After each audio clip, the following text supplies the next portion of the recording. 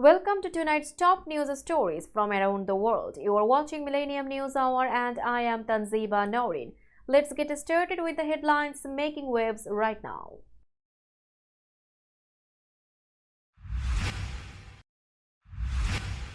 Texas judge temporarily blocked Biden's immigration policy for unauthorized immigrants. Mark Zuckerberg says the White House pressured Facebook over some COVID-19 content during the pandemic.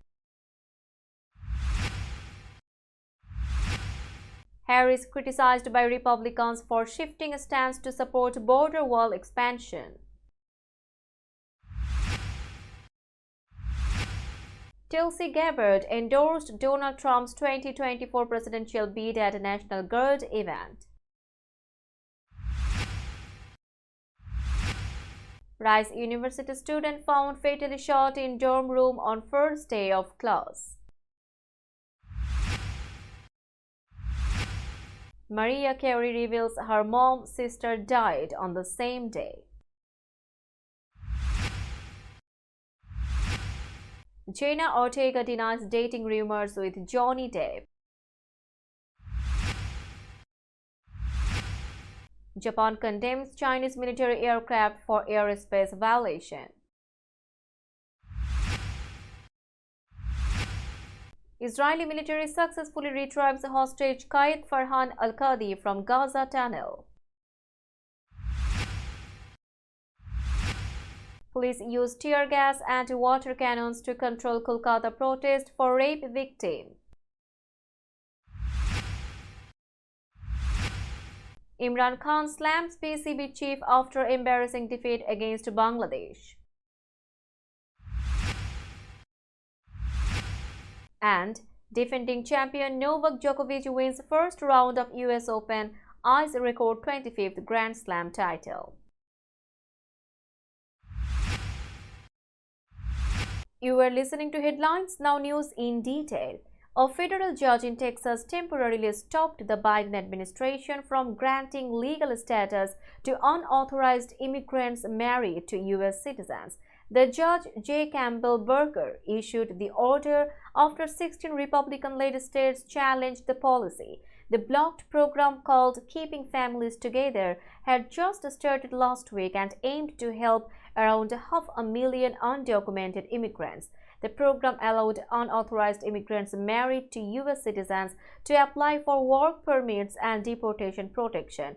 It also provided a pathway to permanent residency and eventually U.S. citizenship. However, Texas and other Republican states argued that the policy encouraged illegal immigration. Judge Berger, appointed by former President Donald Trump, made the order valid for 14 days and might extend it. The Department of Homeland Security confirmed on Tuesday that it had stopped approving cases but would continue accepting applications while the case is in court. The Biden administration defended the program, saying it promoted family unity. The decision could have significant implications for many families as the legal battle continues.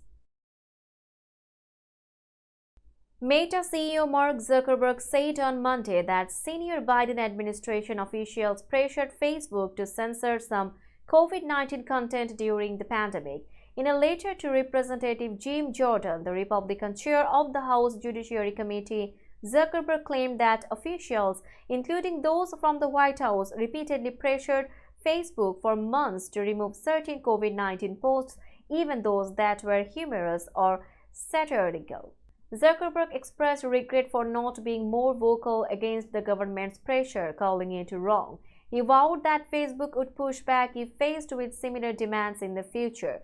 The letter, dated August 26, was posted on the committee's Facebook page. The White House responded, stating that during the pandemic, it encouraged responsible actions to protect public health and emphasized that tech companies should consider the impact of their actions while making independent choices.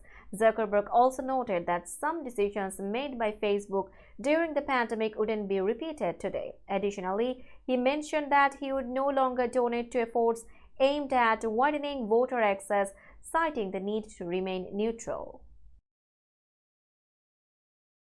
Republicans have accused Vice President Kamala Harris of changing her stance on immigration by supporting an expanded southern border wall, a project she previously criticized as un-American and a medieval vanity project.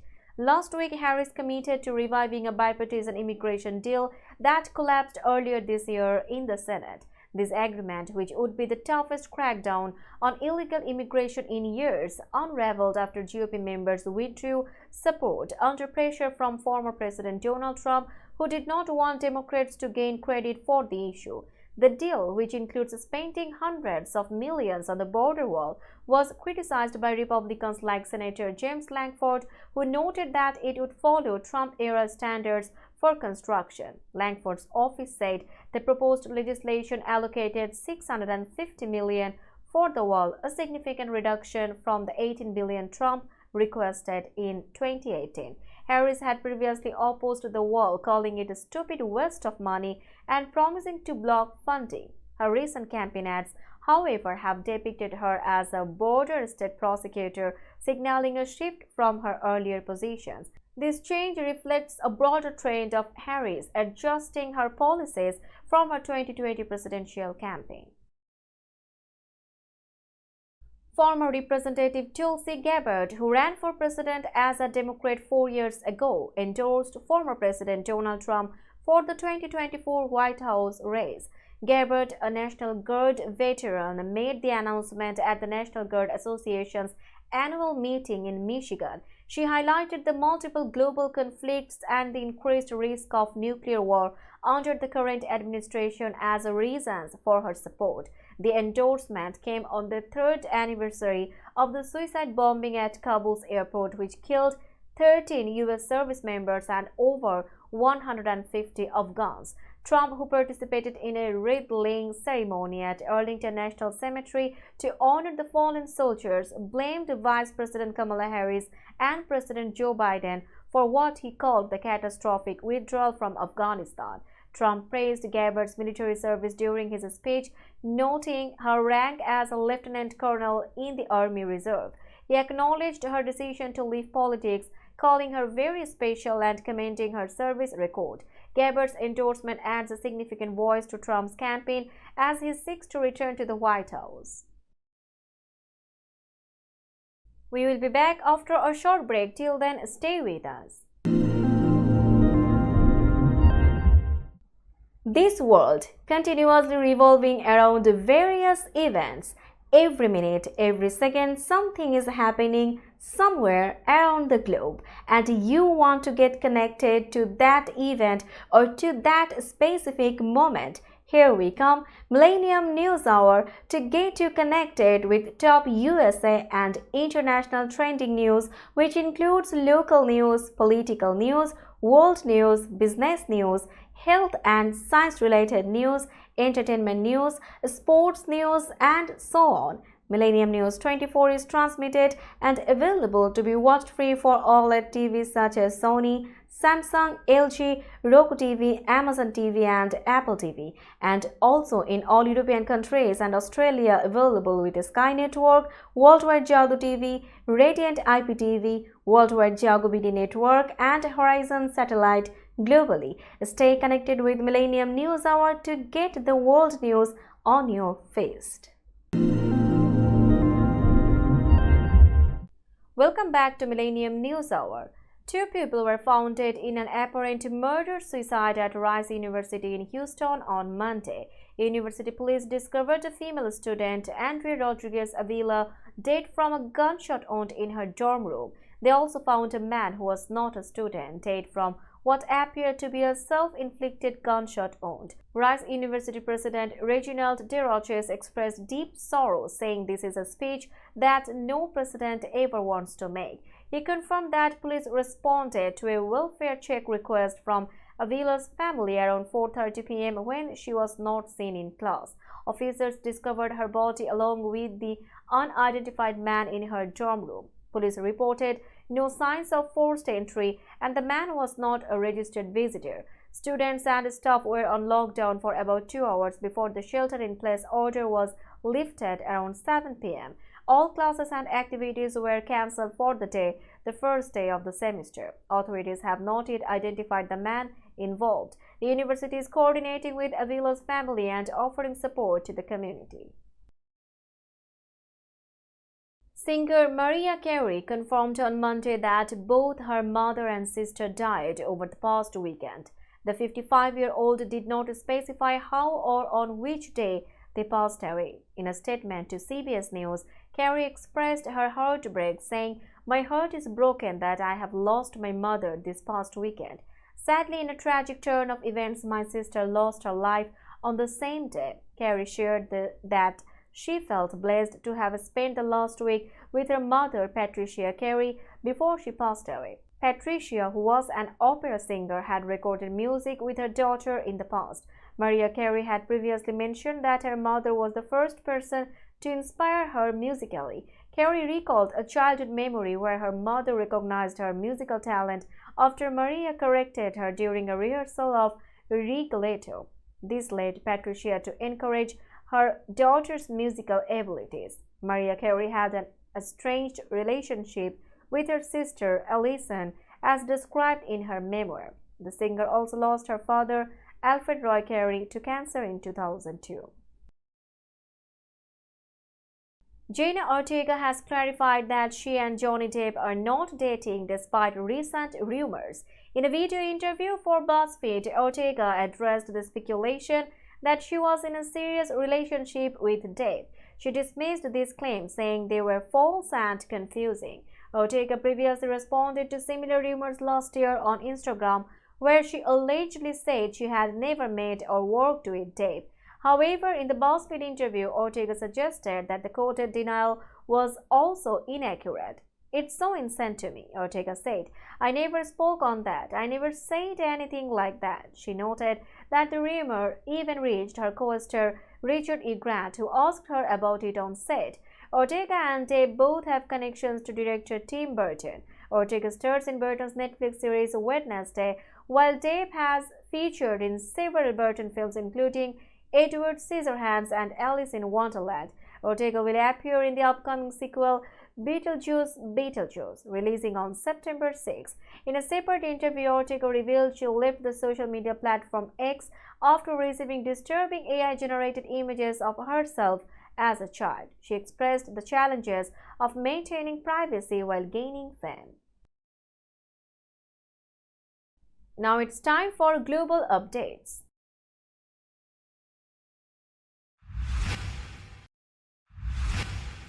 Japan's top spokesperson condemned the violation of its airspace by a Chinese military plane as completely unacceptable.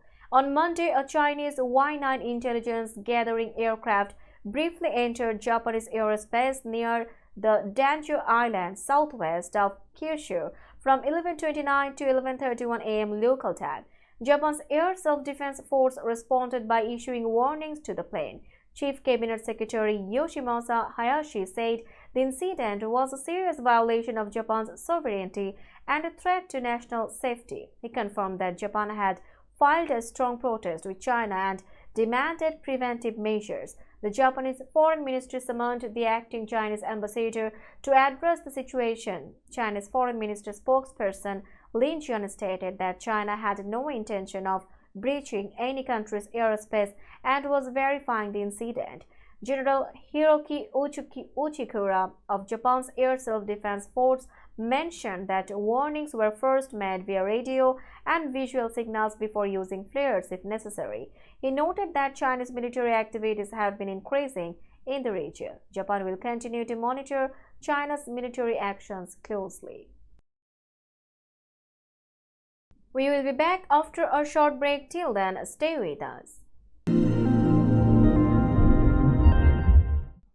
This world continuously revolving around various events.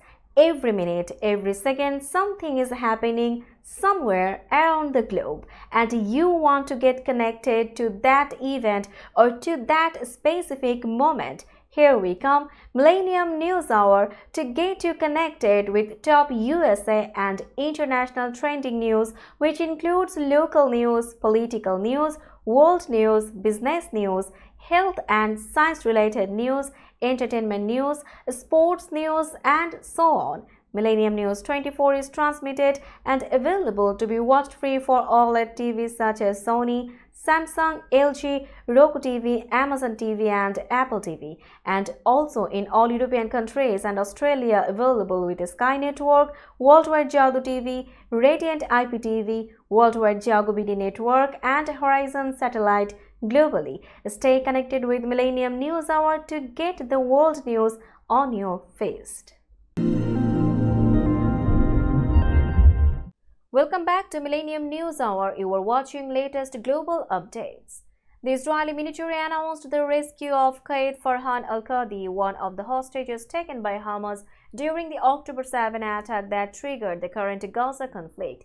The rescue took place in the southern Gaza Strip, marking the first time troops managed to recover a hostage alive from the Hamas tunnel network. Al-Qadi, a 52-year-old member of Israel's Arab Bedouin minority, had been working as a guard at Kibbutz Megin, one of the locations attacked. The military's army radio reported that Al-Qadi was found alone in the tunnel with no sign of other hostages or militants. There was no fighting involved in the operation, possibly because Al-Qadi's captors had either fled or he had escaped. The attack on October 7 resulted in the abduction of about 250 people and the deaths of around 1,200 civilians. Israel's retaliatory strikes have resulted in over 40,000 Palestinian deaths and significant destruction in Gaza.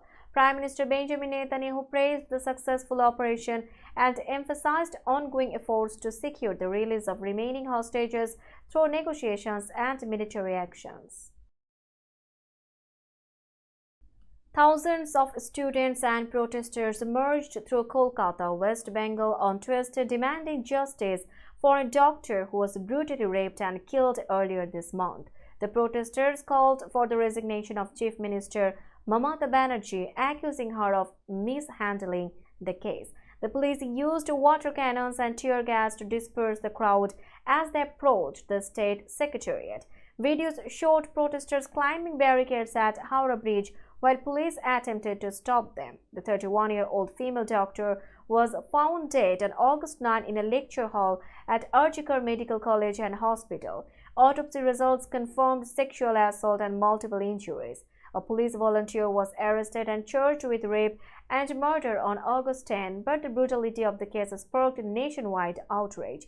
Doctors across India went on strike last week demanding safer workplaces. The police fortified Kolkata ahead of Tuesday's protest, deploying 6,000 officers and blocking roads. The BJP called for a 12-hour general strike, alleging police violence against students. India's Central Bureau of Investigation is testing the prime suspect, with the results awaited. Let's have a look on today's sports stories.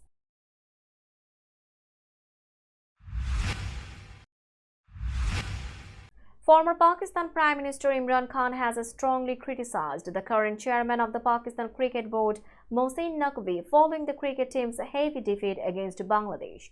Pakistan's test side lost the first match of their series by 10 wickets in Rawalpindi on Sunday, prompting Khan to express his dissatisfaction. Khan, who has been in Adiala jail since last year, spoke to reporters and later vented his frustrations on X, formerly Twitter. He accused Naqvi of leading Pakistan cricket to a new low and questioned his credentials to head the PCB.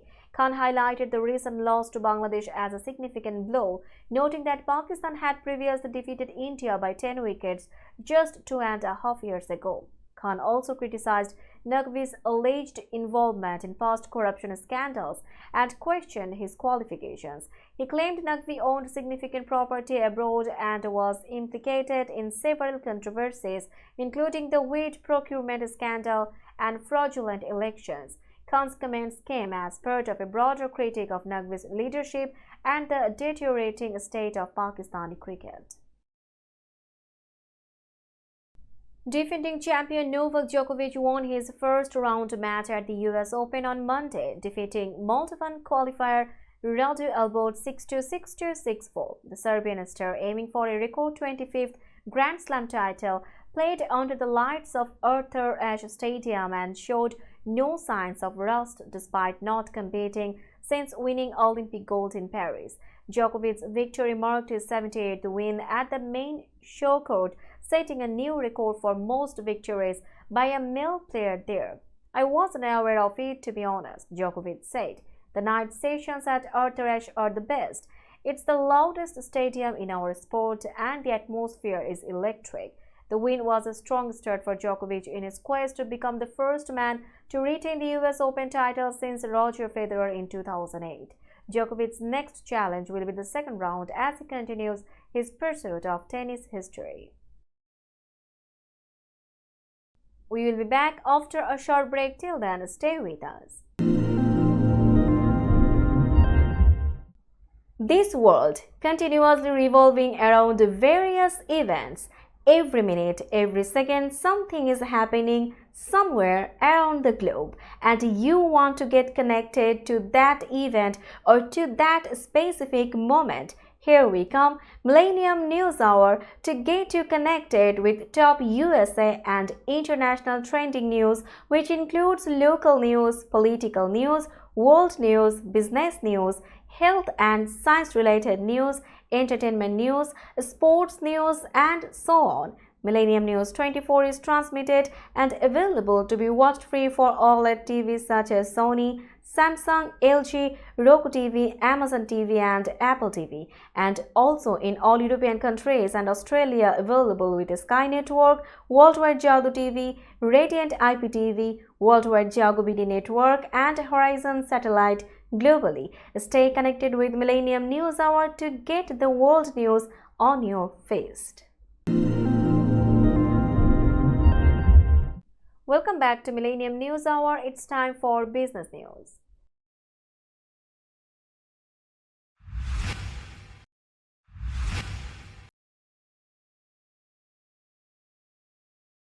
Today's New York stock close price is 19,100.40. The NYSE Composite is increased by 6.92 points or 0.04%.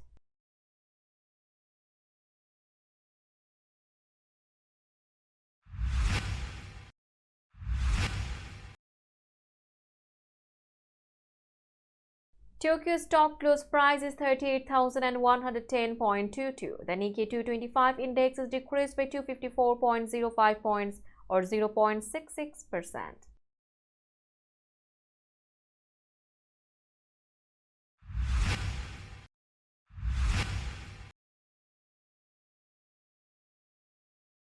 Shanghai stock close price is 2,855.52. The Shanghai index is increased by 1.15 points or 0.04%.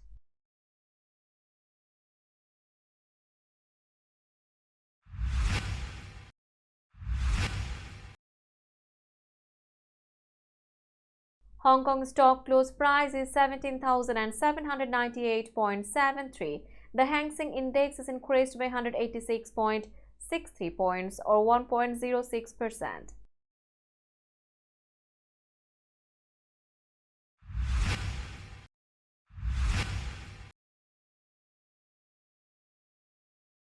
Bombay stock close price is 81,698.11.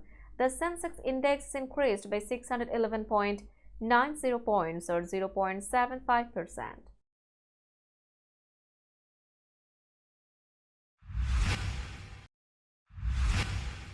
Let's have a look on today's weather forecast.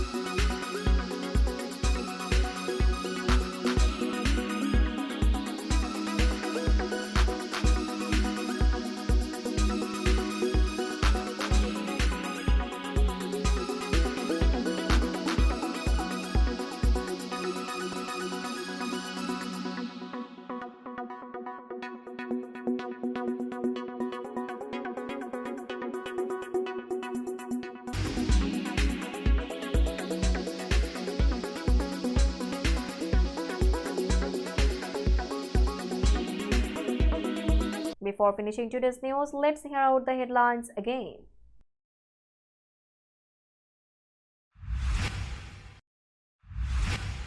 Texas judge temporarily blocked Biden's immigration policy for unauthorized immigrants.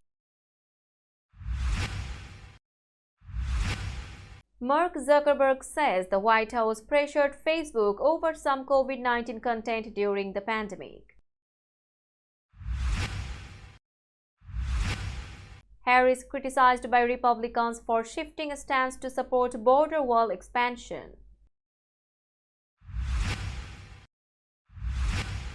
Tulsi Gabbard endorsed Donald Trump's 2024 presidential bid at a National Guard event. Rice University student found fatally shot in dorm room on first day of class. Mariah Carey reveals her mom's sister died on the same day. Jenna Ortega denies dating rumors with Johnny Depp. Japan condemns Chinese military aircraft for airspace violation.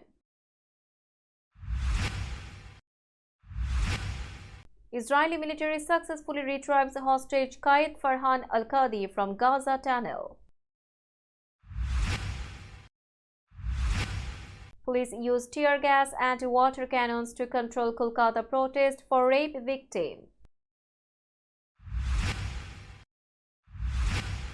Imran Khan slams PCB chief after embarrassing defeat against Bangladesh. And defending champion Novak Djokovic wins first round of US Open, eyes record 25th Grand Slam title.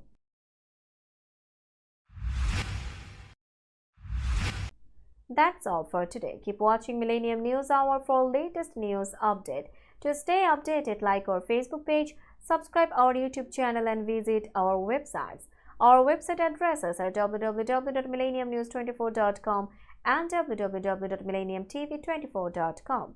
Millennium News 24 is transmitted and available to be watched free for all at TVs such as Sony, Samsung, LG, Roku TV, Amazon TV and Apple TV, and also in all European countries and Australia, available with the Sky Network, Worldwide Jago TV, Radiant IPTV, Worldwide Jago BD Network and Horizon Satellite globally. Stay connected with us for all the latest news worldwide. Thank you.